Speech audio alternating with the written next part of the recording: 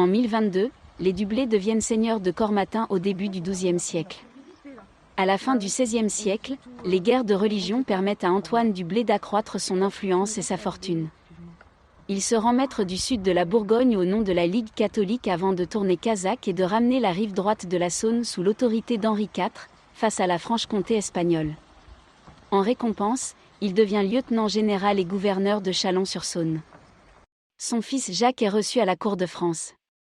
Dès 1610, il est un des familiers de la reine régente Marie de Médicis. En 1617, à 35 ans, il épouse Claude, 13 ans, fille de Raymond Philippot, trésorier de l'épargne, secrétaire d'État, un des hommes les plus influents du moment. En 1618, Jacques Dublé reçoit un des premiers titres de marquis créés par le jeune Louis XIII. Il est chargé en 1628 de délivrer le marquisat du Montferrat en Italie. Faute d'argent, de vivres et de munitions, ses troupes sont défaites.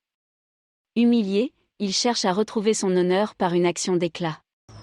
Pendant le siège de Privas, le jour de l'arrivée du roi, il lance une attaque téméraire pendant laquelle il est tué, 14 mai 1629. Ses soldats vengent sa mort par un massacre lors de la prise de la ville. Les générations suivantes résident peu en Bourgogne.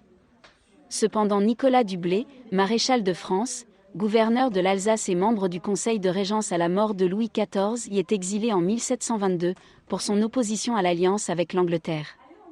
Son neveu et héritier, Henri-Camille de Béringen, premier écuyer du roi Louis XV, laisse ensuite tout le marquisat d'Uxelles à sa fille naturelle, Sophie Verne.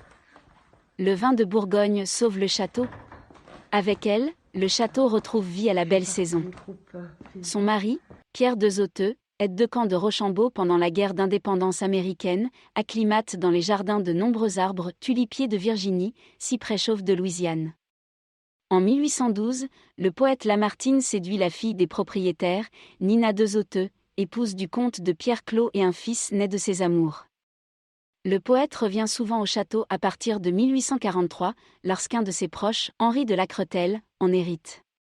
Il y écrit une importante partie de l'histoire des Girondins, grâce aux archives familiales. À bientôt dans une prochaine vidéo.